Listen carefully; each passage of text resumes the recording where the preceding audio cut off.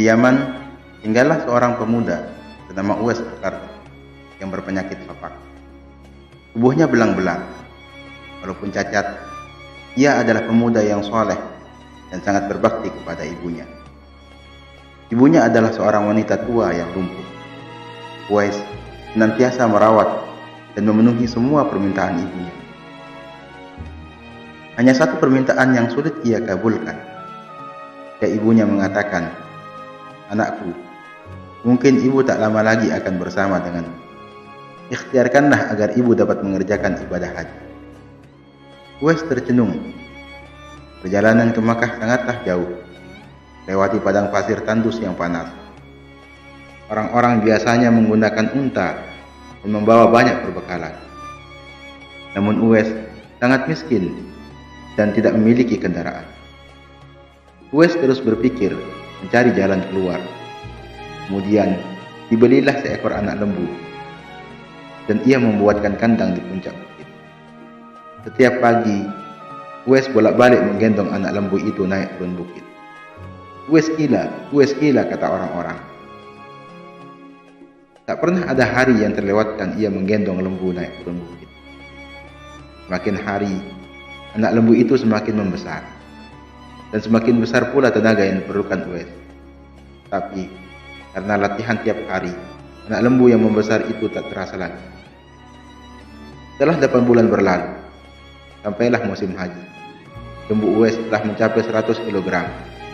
Begitu juga dengan otot-otot Uwais yang semakin membesar. Ia menjadi kuat mengangkat barang. Taulah sekarang orang-orang, apa maksud Uwais menggendong lembu setiap hari. Ternyata ia berlatih untuk menggendong ibunya. Uwais menggendong ibunya berjalan kaki dari Yaman ke Makkah. Subhanallah, alangkah besar cinta Uwais kepada ibunya. Ia rela menempuh perjalanan jauh dan sulit demi memenuhi keinginan ibunya. Uwais berjalan tegap menggendong ibunya tawaf di Ka'bah. Ibunya terharu dan bercucuran air mata setelah melihat Baitullah. Di hadapan Ka'bah, ibu dan anak itu berdoa, "Ya Allah, ampunilah semua dosa ibuku," kata Uwais. "Bagaimana dengan dosamu?" tanya ibunya heran. Uwais menjawab, "Dengan terampunnya dosa ibu, maka ibu akan masuk surga. Cukuplah ridha dari ibu yang akan membawaku ke surga." Subhanallah, itulah keinginan Uwais yang tulus dan penuh cinta. Allah Subhanahu wa Ta'ala pun memberikan karunia-Nya. Uwais seketika itu juga disembuhkan dari penyakit sopaknya. Hanya tinggal bulatan putih di telapak tangannya. Dan itulah tanda untuk Umar bin Khattab dan Ali bin Abi Thalib, dua sahabat utama Rasulullah, untuk mengenali Uwais. Beliau berdua sengaja mencari Uwais di sekitaran Ka'bah karena Rasulullah SAW berpesan, "Di zaman kamu nanti akan lahir seorang manusia yang doanya sangat makbul. Kamu berdua pergilah cari dia. Dia akan datang dari arah Yaman. Dia dibesarkan di Yaman. Dia akan muncul di zaman kalian. Carilah dia. Kalau berjumpa dengannya, minta tolonglah dia berdoa untuk kalian berdua. Sungguhnya Allah mengharamkan atas kamu durhaka kepada ibu dan menolak kewajibannya dan meminta yang bukan haknya dan membunuh anak hidup-hidup, dan Allah membenci padamu banyak bicara dan banyak bertanya. Demikian pula pemborosan harta." Pemuda yang bernama Uwais Al-Qarni, ia tinggal di negeri Yaman. Uwais adalah orang yang terkenal fakir. Hidupnya sangat miskin. Uwais Al-Qarni adalah seorang anak yatim. Bapaknya sudah lama meninggal. Ia hidup bersama ibunya yang telah tua lagi lumpuh. Bahkan, mata ibunya telah buta. Kecuali ibunya, Uwais tidak lagi mempunyai sanak famili sama sekali. Dalam kehidupannya sehari-hari, Uwais Al-Qarni bekerja mencari nafkah dengan mengembala domba orang di waktu siang. Upah yang diterimanya cukup buat nafkahnya dengan ibunya. Bila ada kelebihan, terkadang ia pergunakan untuk membantu tetangganya yang hidup miskin serba kekurangan seperti dia dan ibunya. Demikianlah pekerjaan Uwais Al-Qarni setiap hari. Uwais Al-Qarni terkenal sebagai seorang anak yang taat kepada ibunya dan juga taat beribadah. Uwais Al-Qarni seringkali melakukan puasa. Bila malam tiba, ia selalu berdoa, memohon petunjuk kepada Allah. Alangkah sedihnya hati Uwais setiap melihat tetangganya yang baru pulang dari Madinah. Mereka telah bertemu dengan Nabi Muhammad, sedangkan ia sendiri belum pernah berjumpa dengan Rasulullah. Berita tentang perang Uhud yang menyebabkan Nabi Muhammad mendapat cedera dan giginya patah karena dilempari batu oleh musuh-musuhnya telah juga didengar oleh Uwais. Segera Uwais mengetok giginya dengan batu hingga patah. Hal ini dilakukannya sebagai ungkapan rasa cintanya kepada Nabi Muhammad. Sekalipun ia belum pernah bertemu dengan beliau, hari demi hari berlalu dan kerinduan Uwais untuk menemui Nabi Muhammad semakin dalam.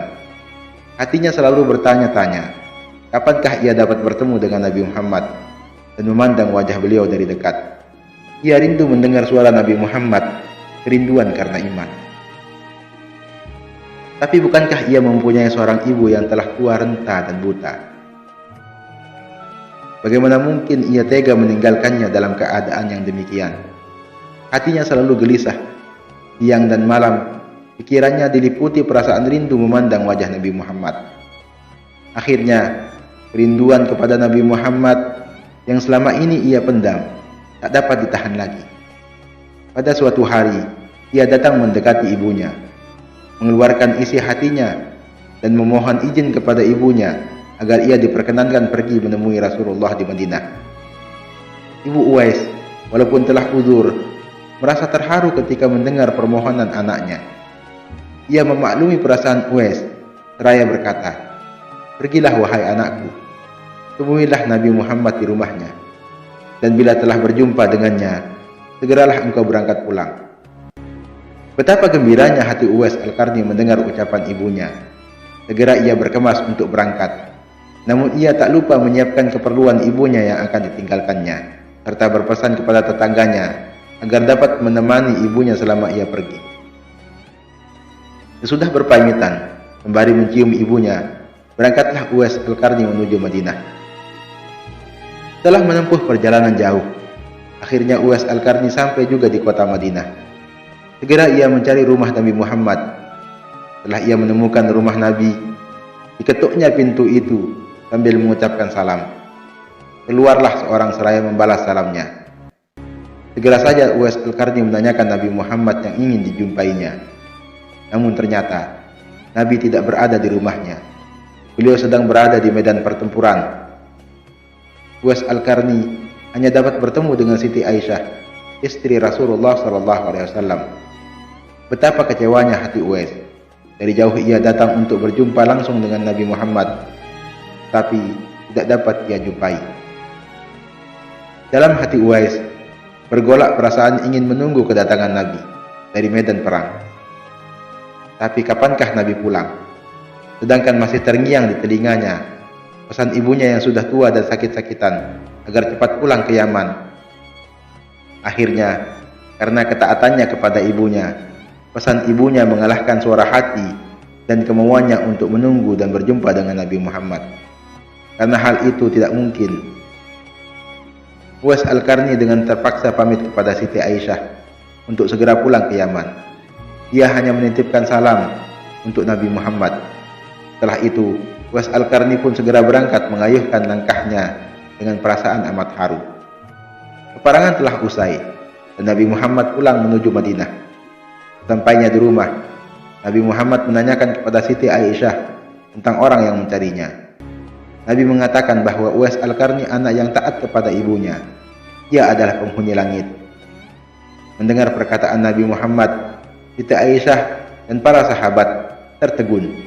Menurut keterangan Siti Aisyah, memang benar ada yang mencari Nabi Muhammad dan segera pulang ke Yaman karena ibunya sudah tua dan sakit-sakitan, sehingga ia tidak dapat meninggalkan ibunya terlalu lama.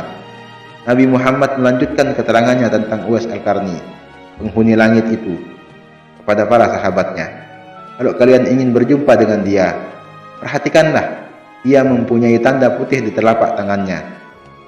Setelah itu, Nabi Muhammad memandang kepada Ali dan Umar bin Khattab, seraya berkata, "Suatu ketika, apabila kalian bertemu dengan dia, mintalah doa dan istighfarnya. Dia adalah penghuni langit, bukan orang bumi." Waktu terus berganti. dan Nabi Muhammad kemudian wafat. Kekhalifahan Abu Bakar pun telah diganti pula oleh Umar bin Khattab. Suatu ketika, Khalifah Umar teringat akan sabda Nabi Muhammad tentang Uwais Al-Qarni.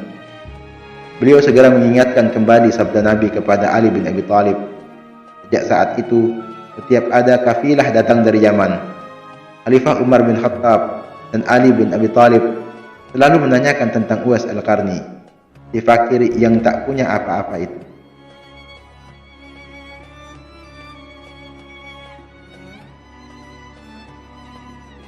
Rombongan kafilah dari Yaman menuju Syam silih berganti, membawa barang dagangan mereka.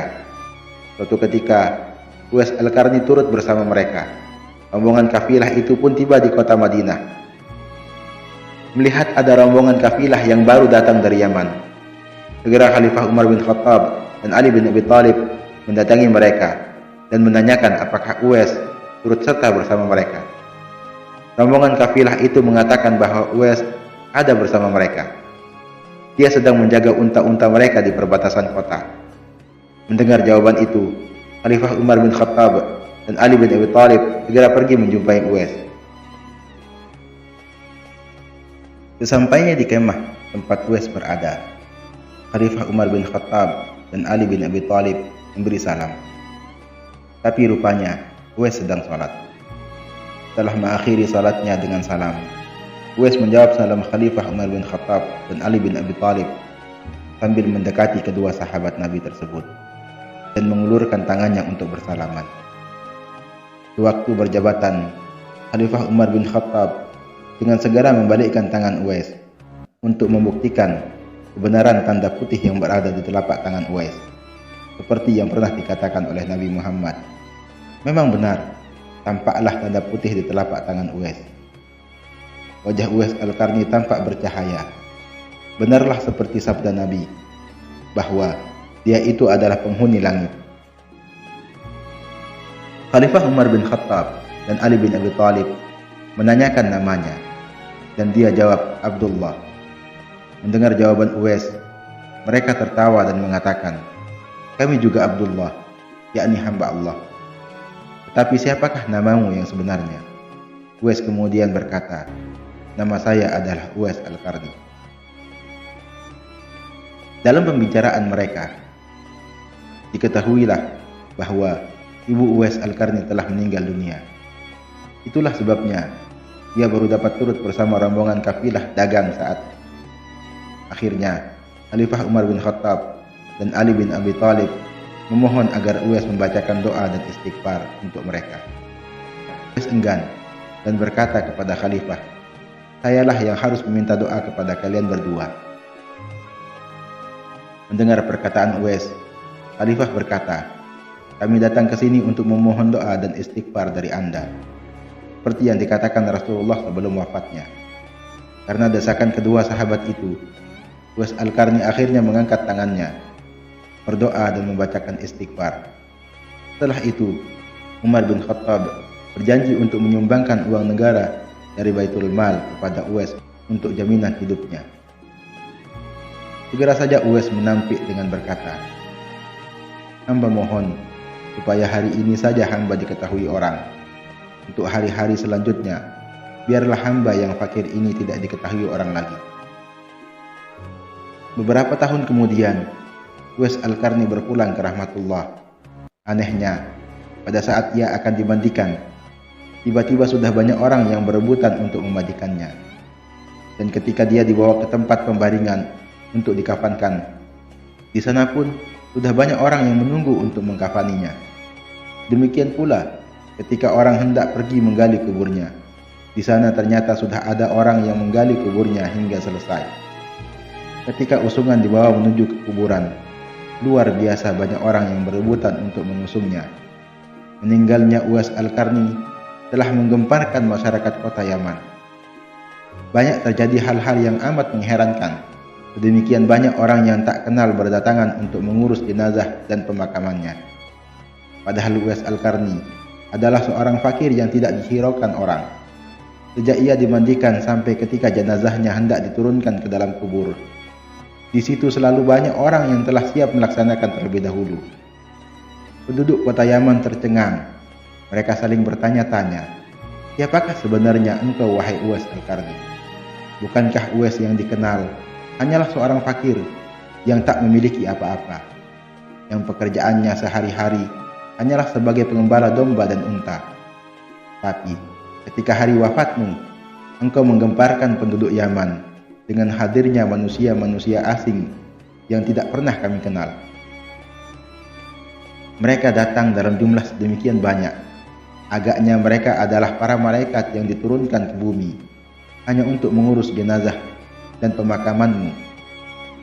Berita meninggalnya Uwais Al-Qarni dan keanehan-keanehan yang terjadi ketika wafatnya telah tersebar kemana-mana.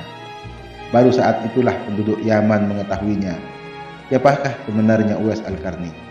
Selama ini tidak ada orang yang mengetahui siapa sebenarnya Uwais Al-Qarni. Disebabkan permintaan Uwais Al-Qarni sendiri kepada Khalifah Umar bin Khattab dan Ali bin Abi Thalib agar merahasiakan tentang jati dirinya. Barulah di hari wafatnya mereka mendengar sebagaimana yang telah disabdakan oleh Nabi Muhammad bahwa Uwais Al-Qarni adalah penghuni langit.